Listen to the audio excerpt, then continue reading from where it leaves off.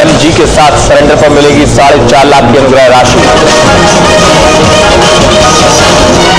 जशपुर में बाइक सवारों ने बंदूक की नोक पर बच्चे को किया अगवा, अपहरणकर्ता झारखंड की तरफ हुए फरार।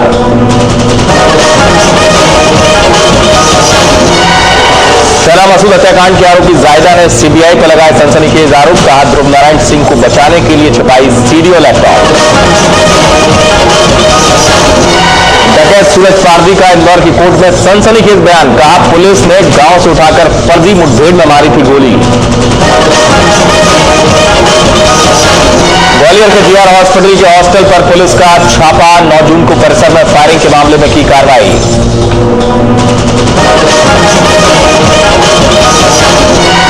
मैसूर में लड़कियों का सौदा करने वाले अंतर्राज्यीय गिरोह का पर्दाफाश, 2 नाबालिग बरामद, 2 महिलाओं समेत 5 आरोपी गिरफ्तार।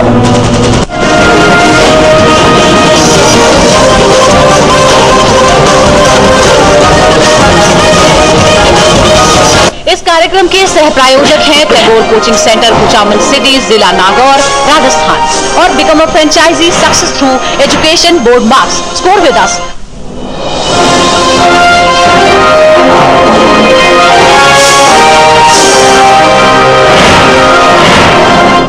नमस्कार, साधना न्यूज स्पेशल में आपका बहुत स्वागत है। मैं हूं अमित तिवारी। छत्तीसगढ़ के नक्सलगढ़ के बच्चों ने एक नया इतिहास रच दिया, ऐसा इतिहास जिसे सुनकर देखकर आप अचंभित हो जाएंगे। दरअसल छत्तीसगढ़ में आशा की एक नई किरण जगी है और इस किरण ने जन्म दिया है लालगढ़ के आने वाले इंजीनियरों को।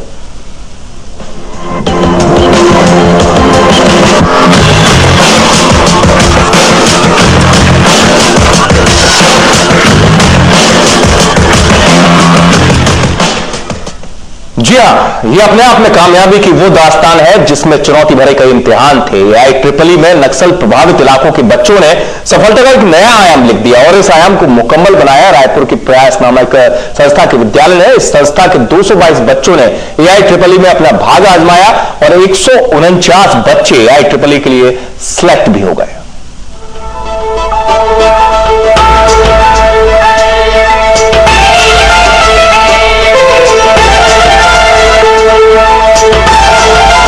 कोई भी लक्ष्य बड़ा नहीं, जीता वही जो डरा नहीं। यह 2 पंक्तियां रायपुर के प्रयास नामक संस्था की दीवारों पर लिखी हुई है। इन 2 पंक्तियों को धरातल पर उतारने का काम किया है इस संस्था के बच्चों ने। ये सभी नक्सल प्रभावित इलाकों के बच्चे हैं। प्रदेश से आ रही तमाम निराशाजनक खबरों के बीच आदिम जाति और अनुसूचित जाति विकास विभाग की देखरेख में गुडियारी स्थित प्रयास संस्था ने आशा की नई किरण जगाई है। करीब 250 बच्चों का यह आवासीय विद्यालय इस समय उम्मीदों से सराबोर नजर आ रहा है। यहाँ के 222 बच्चों में से all India engineering entrance examination यानी AIEEE में अटेम्प्ट करते हुए 149 बच्चों ने अपना डंका बजाया है। वहीं 3 आदिवासी छात्रों का रिजल्ट रुका हुआ है। बताया जा रहा है कि रिजल्ट रुके हुए बच्चे भी इस परीक्षा में सफल हो जाएंगे। मेरे को पहले मालूम नहीं था कि IIEEE क्या होता है। मेरे को आने के बाद यहाँ पता चला कि ये ऑल इंडिया लेवल का एग्जाम है जिसमें अगर आप सिलेक्शन हो जाते हैं तो आपकी लाइफ जो है अच्छी हो जाती है। यहाँ जब शुरू में आया तो बहुत कठिनाई सामना हुआ और उसमें पढ़ाई उतना अच्छे से नहीं हो पाती, धीरे धीरे मेहनत करके और सर लोग के मार्गदर्शन से धीरे धीरे हो गए। यहाँ पे मैं जब आया था तो मुझे नहीं लग रहा था कि मैं ये सब में सिलेक्शन होगा, लेकिन यहाँ के यूरो के सुपर 30 के मार्गदर्शन से मेरे भाव धीरे धीरे बढ़ गया। तो अब यहाँ का AIEEE में सिलेक्शन हो गया तो बहुत अच्छा लग रहा है। जब मैं यहाँ आया तो मेरे को नहीं लग रहा था कि मैं कर पाऊंगा, लेकिन यहाँ के टीचरों के मार्गदर्शन से मेरे को हौसला बढ़ गया और मैं बिल्कुल सिलेक्शन हो गया। मुझे नहीं पता था कि IIEEE क्या कंपटीशन होते हैं, तो यहाँ आने के बाद पता चला कि ये सारे कंपटीशन भी होते हैं। तो हम फिर यहाँ के कोचिंग वाले बता दिए कि ये सारे कंपटीशन है, आपको इन्हीं को तैयारी करना है। तो कठिनाई हुई, लेकिन बाद में उन्हीं के मार्गदर्शन से सारी चीज थोड़ी धीरे बढ़ गए, फिर सिलेक्शन हो गया। AIEEE में सफलता की इबारत लिखने के बाद यह विद्यालय दूसरे आवासीय सरकारी स्कूलों से काफी आगे निकल चुका है। अपने अपने जिलों के मेधावी बच्चे नक्सल प्रभावित बीजापुर, नारायणपुर, दंतेवाड़ा, बस्तर, कांकेर, सरगुजा और राजनांदगांव से जिलों से ताल्लुक रखते हैं, जिन्हें सरकार हर संभव मदद दे रही है और प्रदेश के मुखिया डॉक्टर रमन सिंह प्रयास को लाल आतंक के लिए मुंहतोड़ जवाब मानते हैं। बड़ी संख्या में यहाँ से बच्चे जाएंगे एक लंबी छलांग है और मुझे लगता है कि इसकी शुरुआत 3-4 साल में जो पहुँचे हैं, अब ये एक ऐसा केंद्र बनेगा जो हमारे दूरसंचार के बच्चों को हिंदुस्तान के बड़े संस्थाओं में ले जाने का एक उपाय भी होगा। और बच्चों ने साबित किया कि हिंदी मीडियम से भी बहुत रिमोट एरिया से आने के बाद भी उनके अंदर शक्ति है, उनके अंदर क्षमता है और वो ऐसे एग्ज़ाम को पास भी कर सकते हैं और फ्यूचर भविष्य में इसका एक बड़ा उपयोग देश छत्तीसगढ़ के लिए होगा। सक्सेस से लवरेज छात्र यह कहते हैं कि जब पढ़ लिख कर हमारी पीढ़ी के बच्चे गांव का रुख करेंगे तो निश्चित तौर पर नक्सलियों को बस्तर छोड़कर बाहर जाना होगा। इनका मानना है कि भय और आतंक की राजनीति निरक्षरता और गरीबी की नींव पर ही की जा सकती है। पढ़े लिखे लोगों को छुड़ा नहीं जा सकता। आर.के. गांधी, साधना न्यूज, रायपुर। जी हाँ, ये कामयाबी केवल एक परीक्षा में कामयाब होने की दास्तान नहीं है। दरअसल लाल आतंक जैसे शब्द के सामने जब ये शब्द आता है कि लालगढ़ के इंजीनियर, तो ये उजालों को जीतने की कवायद है, ये उजालों की तरफ बढ़ते हुए कदम है। जी हाँ, रायपुर की प्रयास संस्था से एक साथ इतनी बड़ी संख्या में बच्चों का अखिल भारतीय स्तर की प्रतियोगी परीक्षा में कामयाब होना काफी महत्वपूर्ण घटना है। हमारे रायपुर संवाददाता आर.के. गांधी ने प्रयास संस्था में बच्चों को कोचिंग दे रहे बिहार के यूरेका सुपर 30 की फैकल्टी और संस्था के अधीक्षक से खास बातचीत की। कैसे तैयार हुए ये इंजीनियर? मुख्यमंत्री डॉक्टर रमन सिंह की पहल पर बिहार से कुछ लोगों की टीम यहाँ पर पहुंची और उन्होंने यहाँ पर लगातार कोचिंग के जरिए उनको पढ़ाया, बताया कि किस तरह से आप AIEEE में सफल हो सकते हैं। हमारे साथ जयप्रकाश सिंह मौजूद हैं जिन्होंने इन बच्चों को AIEEE के लिए तैयार किया। सिंह साहब, आपकी कड़ी मेहनत और जिस तरह से आपने मेहनत की, आज एक बहुत अच्छा प्रयास का एक सफल सराहनीय जो पहल है वो देखने को मिली है। कितने बच्चे सिलेक्ट हुए, उसके लिए आपने किस तरह से मेहनत की? अभी टोटल 222 बच्चे AIEEE में पेयर हुए थे, जिसमें से 149 बच्चे मेरे यहाँ से AIEEE में सेलेक्ट हुए हैं। उसमें से भी कुछ 11 बच्चे ऐसे हैं जो 100 के अंदर रैंक 100 के अंदर आते हैं। स्टेट कैटेगरी का जो रैंक आता है उसमें। हमारे साथ अधीक्षक यहाँ पर मौजूद है जो प्रयास संस्था के अधीक्षक है। इन्होंने भी बहुत कड़ी मेहनत की और रात 2 बजे तक आप जगते थे, बच्चों को मोटिवेट करते थे। किस तरह से आपने इस AIEEE के लिए बच्चों को तैयार किया? तो मैंने इन लोगों के लिए मैं घर से 3 बजे उठता था। 3 बजे से मैं सब्जी मार्केट जा करके मेरे बच्चे लोगों के लिए थोक मार्केट से सब्जी ला करके 5 बजे यहाँ पहुँचता था। 5 बजे के बाद से मैं नाश्ता में मेरे कर्मचारियों को बुला करके 7 बजे तक नाश्ता, 7:30 को नाश्ता वितरित कर दिया जाता था और 8 बजे में बच्चों को क्लास भेजने के लिए रूम जाकर सभी को भेजता था, बेटा जाओ। तो हौसलों की जो उड़ान है वो इस प्रयास संस्था ने दी है। हौसलों की जो उड़ान है वो बिहार से जो सुपर 30 के जो यहाँ पर फैकल्टी आते हैं उन्होंने दी है और ऐसे में आगे बच्चे सफल हुए हैं। कैमरामैन संजीव सिन्हा के साथ आर.के. गांधी, साधना न्यूज, रायपुर। जी हाँ, ये सफलता की दास्तान बहुत कुछ कहती है और ये जो यात्रा है सफलता की, ये काफी चुनौती भरी रही है। इन तमाम पहलुओं को हम जानेंगे। रायपुर स्टूडियो हम चल रहे हैं, मेरे साथ मेरे सहयोगी संजय शेखर हैं, उनके साथ मेहमान भी मौजूद है। संजय, मैं पहला प्रश्न आपसे यही करूंगा और चाहूंगा कि आगे चर्चा को आप बढ़ाएं मेहमानों के साथ, लेकिन इतना जरूर है कि ये लालगढ़ से निकलकर गढ़ी गई एक वो सफलता की गाथा है जो आने वाले वक्त में एक नई इबारत जरूर लिखेगी।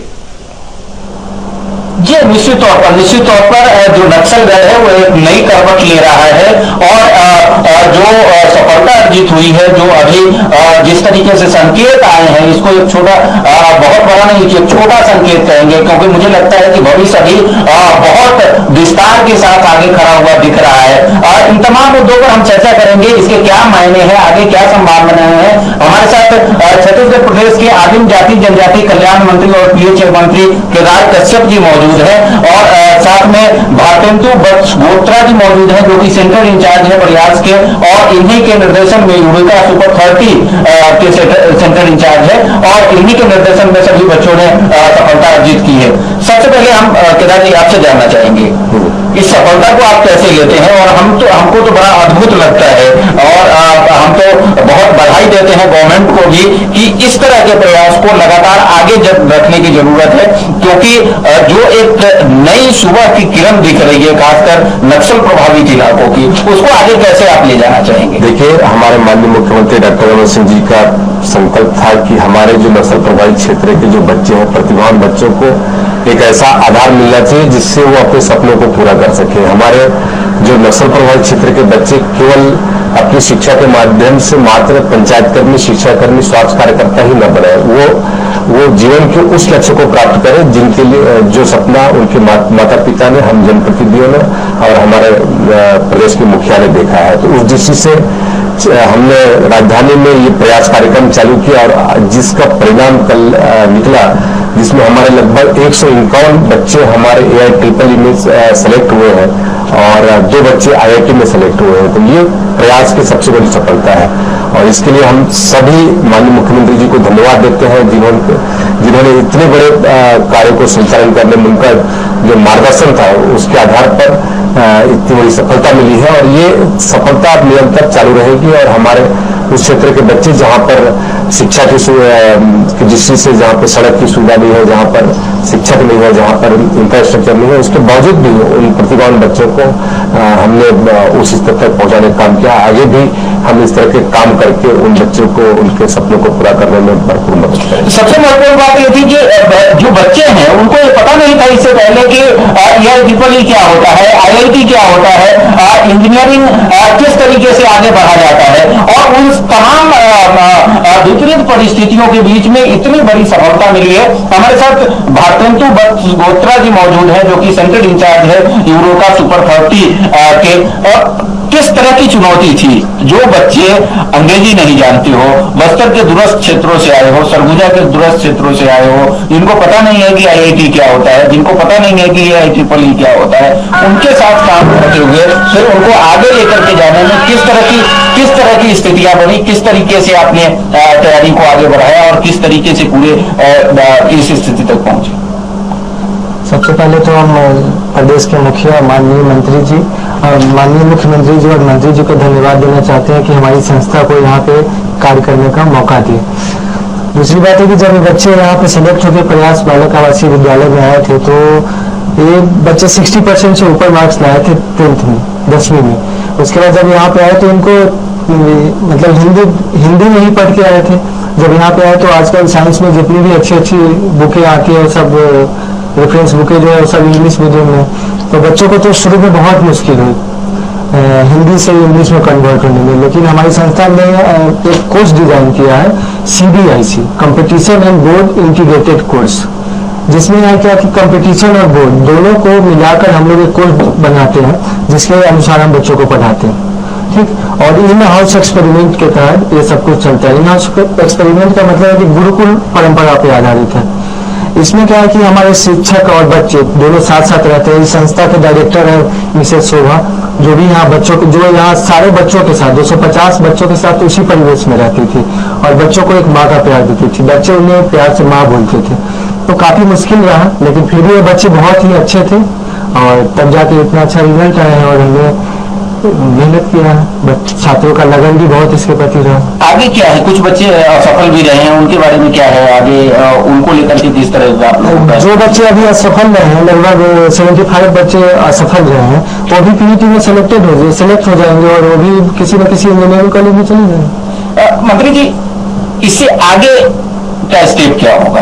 ये तो एक देखिए ये तो शुरुआत है। हमने इन बच्चों को एक वो दिखाया है, सपना दिखाया है कि किस तरीके से आपको बड़े परीक्षा की तैयारी करनी है। ये जो बच्चे आज AIEEE में सेलेक्ट हुए हैं या PET में सेलेक्ट हो रहे हैं, PMT में, तो ये तो शुरुआत है परीक्षा देने की। अभी तो इनको अपने जीवन के सबसे बड़े बड़े परीक्षाओं से गुजरना पड़ेगा और हम चाहते हैं कि उस नक्सल प्रभावित क्षेत्र के बच्चे IAS बने, IPS बने, IFS बने, बड़े बड़े पदों में जाए और उसके लिए सरकार हर संभव मदद कर रही है। आज हम दिल्ली में एक नया हम ट्रैवल यूथ हॉस्टल खोल रहे हैं जिसमें हमारे 100 बच्चे इन प्रतियोगी परीक्षाओं की तैयारी कर सकेंगे। तो ये शुरुआत हो चुकी है और माननीय मुख्यमंत्री जी का जो सपना है और इस दृष्टि से हमने जो हमारा दुर्ग एजुकेशन हब है वहां पर भी हमने 500 सीटर छात्रावास लगभग पूर्णता की ओर है और हमें विश्वास है कि इस सत्र से हम वहां पे ये जो अभी एक जगह ये कोचिंग इस तरीके से दी जा रही है, एक जगह इस तरह की व्यवस्था है, इन फ्यूचर में क्या इस तरह का कोई प्लान है सरकार का कि इसको और भी विस्तारित किया जाए, केवल रायपुर में न रहे, ये जगदलपुर में भी जाए, ये अंबिकापुर में भी जाए और इसका विस्तार हो? बिल्कुल, आपने सही कहा। उस दृष्टि से मैंने कहा कि दुर्ग में हमने चालू कर दिया, दुर्ग में हमारा इंफ्रास्ट्रक्चर तैयार हो जाएगा और जो भी कोचिंग व्यवस्था वो हम करवा लेंगे। उसके साथ साथ हमारा दंतेवाड़ा में जो एक छुलो आसमान जो वहाँ पे संचालित किया जा रहा है, वहाँ पर भी हमारे 10 बच्चों में AIEEE में सिलेक्ट हुए, तो वहाँ पर भी एक हमारा सहयोग के माध्यम से वहाँ पर भी एक कार्यक्रम चल रहा है।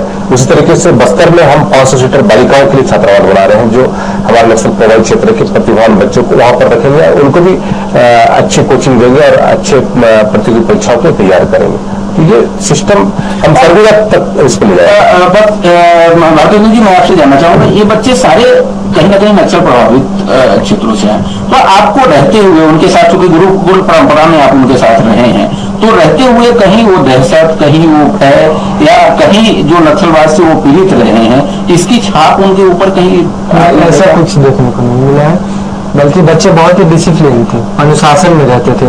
हमारे सारे टीचर, लगभग 19 टीचर, और बताया कि उस पूरे हॉस्टल में, प्रयास हॉस्टल में हमारी मैडम रहती थी, डायरेक्टर मैडम जो है, और सब लोग रहे अच्छे से। बच्चे तो बहुत ही अनुशासित थे एकदम, क्लास में भी डिसिप्लिन वे में सब कुछ सुनते थे, बहुत ही सेंसिटिव रहते थे क्लास में। सबसे बड़ी बात ये देखने को मिली है। किस तरह की संभावनाएं बच्चों में आपने देखा, क्या है, क्या भविष्य की क्या संभावनाएं बच्चों? भविष्य में एक अच्छे इंजीनियर बन के सामने आएंगे और प्रदेश का विकास करेंगे। बाकी अन्य बच्चे जो है, तो ठीक है, कुछ बच्चे हैं वो इंजीनियर बन जाएंगे, अलग अलग स्ट्रीम के बच्चे होंगे, तो क्या आपको लगता है कि एक, चूंकि हमको ऐसा लग रहा है, हमको एक दूसरे तरह का संकेत दिख रहा है जिसको हम देखने की कोशिश कर रहे हैं कि नक्सलवाद का एक जवाब हो सकता है, नक्सलवाद की एक समस्या है, उससे निकलने की एक किरण हो सकती है, इसके थ्रू निकल सकता है। आपको क्या इस तरह का कुछ संकेत दिखा उन लोगों में? बच्चे तो, सबसे बड़ी बात है कि नक्सलवाद से पीड़ित है या जो भी है, उस बारे में तो हम ज्यादा नहीं जानते, लेकिन जितना हम बच्चों को जानते हैं कि बच्चे यहाँ पे आए, उत्सुक थे पढ़ने के लिए, वो बच्चे उत्सुक थे, पहले से ही पढ़ने के लिए उत्सुक थे, और यहाँ पे आए और अपना पढ़ाई शुरू की, और बहुत अच्छे तरीके से, पहले ही हमने बताया कि वो बहुत ही अनुशासित थे और बहुत अच्छे तरीके से पढ़ाई की, और इस प्रदेश का विकास करेंगे, और जहाँ जिस एरिया से आया उस एरिया का विकास करेंगे। इत्तेदार जी, मैं आपसे जानना चाहूंगा, क्या लगता है ये नक्सलवाद को एक जवाब है? देखिए, नक्सलवाद का जवाब है ये मैं नहीं जानता, लेकिन इतना है कि उस क्षेत्र में रहकर भी उन बच्चों में इतनी प्रतिभा है, और हम उनके भी बेस्ट में रहेंगे तो वो बच्चे बिखर जाएंगे और उनको हम समेट नहीं पाएंगे। तो हमने प्रयास किया है और हमें विश्वास है कि उस क्षेत्र में जो अधिकारी नहीं जा पाते, अंदरूनी क्षेत्र में जहाँ पर हमारे इंजीनियरिंग के अभाव के कारण से या फिर मेडिकल के अभाव के कारण से हमारे जो सुविधाएं उपलब्ध नहीं हो पाती, तो हमें विश्वास है कि ये बच्चे उस क्षेत्र में जाकर अपनी सेवाएं दे सकेंगे। और आज तो मैं अभी कुछ बेटियों से मिल के आया, जो एक निजी संस्थान में हमने उनको दाखिला दिलाया था, उसमें से भी हमारे 40 बेटियों ने क्या कहते हैं AIEEE का एग्जाम दिया था, जिसमें 19 बालिकाओं ने सफलता हासिल की AIEEE में। तो वो सुदूर क्षेत्र के वहाँ के रहने वाले बालिका अपना अनुभव बता रही थी कि मैं उस क्षेत्र के रहने वाले हूँ।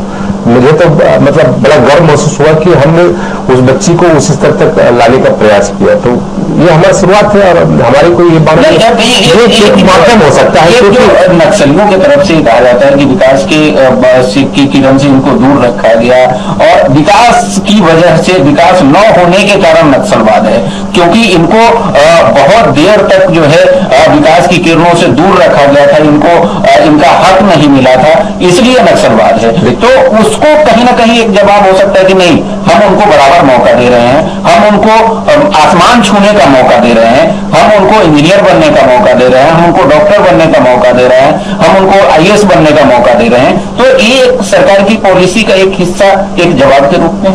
देखिए, हमारी जो लड़ाई है केवल नक्सलवाद से नहीं, बल्कि वहाँ के अशिक्षा से है वहाँ की बेरोजगारी से है, वहाँ के इंफ्रास्ट्रक्चर डेवलपमेंट से है, वहाँ के रोड से, पुल पुलिया से, स्वास्थ्य सुविधा बहाल करने से।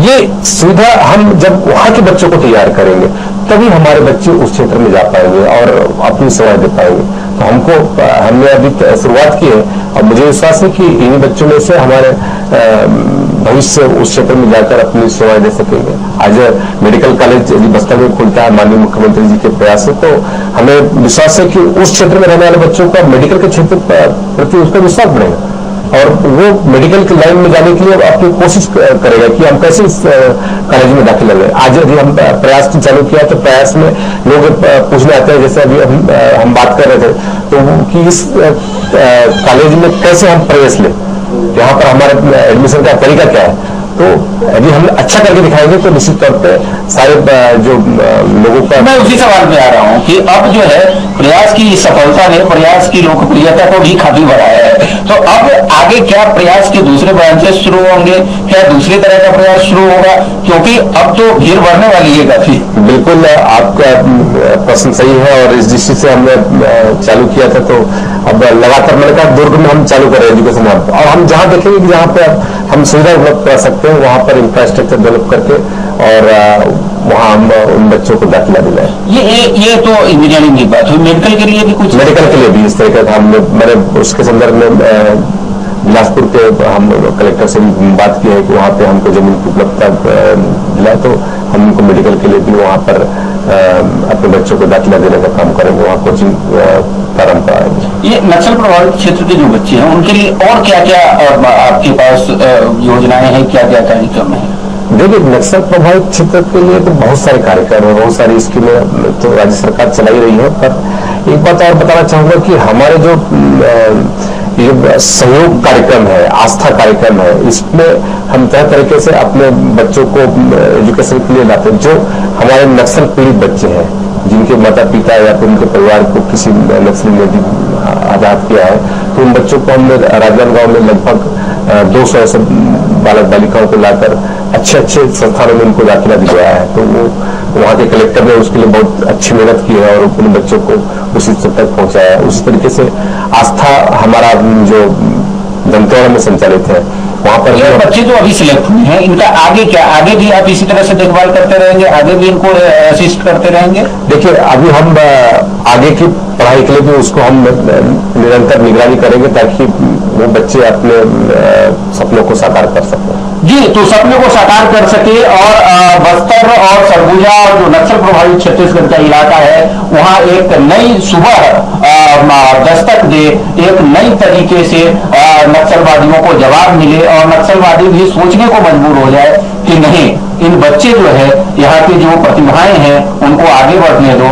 यहाँ फिर से बस्तर में जो शांति का टापू कहा जाता था वो शांति का टापू रहे, वहाँ लोग आए, वहाँ पर आ करके शांति बस्तर के शांति के टापू में शांति के साथ विचरण करे, इस तरह का माहौल पैदा हो सके, इस तरह की एक नई सुबह वहाँ इंतजार कर रही है। जी बहुत बहुत धन्यवाद संजय, आपका इन तमाम महत्वपूर्ण जानकारियों के लिए। और इस चर्चा के बाद एक उम्मीद जरूर जगी है कि ये सफलता की आहट भले हो, लेकिन उम्मीदों से भरी ये जगमगाहट है जो आने वाले वक्त में लारातंग के सामने एक उजाले के साथ खड़ी होगी, ये उम्मीद की जाना चाहिए। वक्त ब्रेक का है।